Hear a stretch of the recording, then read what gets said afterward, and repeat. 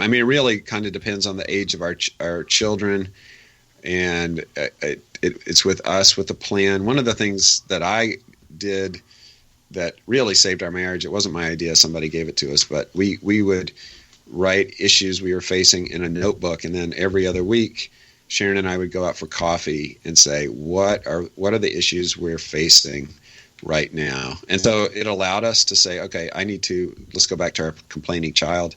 I need to, in the moment, I'm just going to hold my temper, but I am going to write it down so that my spouse and I, if we go out, or if you're a single parent, when I take some time back and can think through this, I'm going to come up with a consequence, because what's easy to do sometimes is the anger can drive us into too much of a consequence. Like, you're grounded for life, or I'm never making you a sandwich again. Really? You're a parent. You're never going to make your child a sandwich again? No, of course you are. So to be able to back up and go with a shepherd's meet in a church, and that's how they shepherd the flock. Well, mom and dad are shepherds, and I think we should meet and go over what are the issues we're facing. And so then in that case to say, okay, we have a complaining child. We talk about this in Parenting with Confidence, character chart, or, you could just say, when there's lack of thankfulness, okay, there's no, whether that was that snack, or often if there was just general complaining, we would isolate our child for 3 minutes, put them on the dreaded blue chair, set the timer for 3 minutes, and then they had to come back and ask the right way. So I think there's different, depending on the issue you're facing, to let the anger say, I have to deal with this. What am I facing right now? And then, okay, what's going to be the consequence? And then we're just going, as a parent, I'm going to, we're going to make this a campaign and say, hey, honey, you've started doing a lot of complaining. I've let you get away with that. I've found myself getting upset, but here's what we're doing going forward. So every time you complain, we're just going to send you to the blue chair, and then you can come back and ask the right way. And that's what we're going to do, not because we're mad, but because we love you. And there need to be some consequences to this complaining. But then also, and now I'm getting onto the whole other series, but just the idea of going after the heart. God wants us to be thankful. And you know what? If you catch me being complaining, you can tell me, because I want to be a thankful parent as well. So just this idea of we're all as a family working on Thanksgiving, not complaining. Yeah. That's awesome. Yeah, that's really great. So I think really be very helpful for every one of our listeners. But one thing, I want to add a thought I had, as you were talking about that, and the ways that, anger and responding by yelling, for example, is not really solving the issue. It's not, it's not a strategy.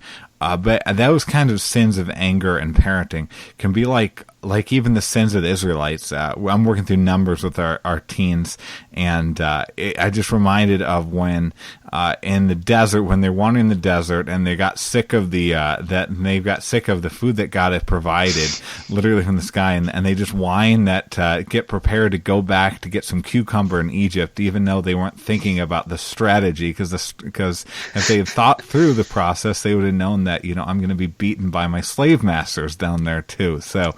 But it is funny how sin is always like that. Sin so often doesn't really have a strategy. It's just kind of very impulsive, and just kind of the overflow of the whims of sin in our heart. So. Well, and to add to that, that's really, you guys make a really good point. I mean, James 1:20 says the same thing, that the sinfulness of man does not accomplish the righteousness of God. And what is deceiving is for parents of young children, it actually seems to. So in the moment, I yell, they get quiet, and I think, oh, it's working. But we're sowing seeds of discord, and we're not actually binding, and they're not changing out of love for the Lord, love for you. They're changing out of fear. So yeah, that will come back. The child who is the parent of the young child who's yelling, that's going to come back to haunt them in the teen years and later. Yeah. I do want to add, you mentioned the teen years, but I actually know of situations where parents have brought to me, even for young kids, that, the yelling responses just taught them how to hide these behaviors, certain things they didn't want them to do, how to do them, in ways that the parent doesn't notice it rather than actually deal with the issue too. That's a good point. So, Chap, how can churches use this parenting with patience resource? How do you hope that they will, or have suggestions that they might make use of it? Yeah, so it's priced so that it can and should be used individually. So it's a workbook. So there's 5 videos which I want to offer your listeners for free. So the videos are online streaming, so you can think Netflix. And there's 5 different units, and then between those 5 units are 5 different devotionals, so a total of 25 devotionals, because we change when we get in the Word, when we're convicted, when we're interacting with the Lord, with the Word opened ourselves, not just listening to a video. So I know a number of churches where there's some women's groups meeting. I know some married, some couples groups that are meeting. That's a way the church can do it. And maybe I'll mention here, happy to give your listeners the videos for free if they will purchase a copy at Amazon and then email my assistant, Melanie. The email address is admin@theapollosproject.com. So if you can put that in the show notes, but admin@theapollosproject.com, and we'll be happy to send you the videos for free. That's outstanding. So, very good deal. Yeah, very good. So, then the next question I'm about to ask actually might have the shortest answer of any question that I've asked in the history of the podcast, especially because I would know the answer personally because I did it myself. So, can listeners do this study on their own or with a smaller group? Do they have to be in kind of the big group setting that has been mentioned repeatedly? No, absolutely not. So it's, often I think as Christians, we kind of flounder around. We're reading somewhere and we're not reading in the Word and we don't know, we are reading and we don't know why. So yeah, this is a perfect devotional study. Get the videos, get the workbook, and it's 5 weeks. So you can do that on your own or with a small group. Very good. So how about as far as the course itself? People are interested. What more could you tell them about how to access that, how to purchase that? You made the offer just a minute ago, but getting those for free. But where can they go to see that more?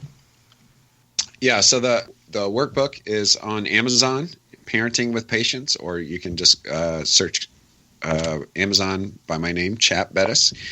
And for the videos, I put them on a streaming service, and if they will just go to the website ApollosU, APOLLOSU, as in ApollosUniversity.com, and that will direct them to our video resources. At this moment, it's Parenting with Patience. That's the only video resource there at this moment, but I'm actively working on others. And again, there's prices at ApollosU.com, so there's prices there for those courses, but I'm happy to give the basic course, the 1 year access to the videos. Simply email Melanie, admin@theapollosproject.com, and with the receipt from Amazon. All right, Chap, thank you for joining us for this discussion today.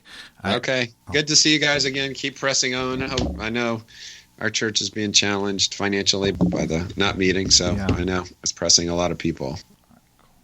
Listeners, thank you for joining us for this discussion. So hopefully this has not been trying of your patience during this time. So thanks for having this discussion with me, Ben.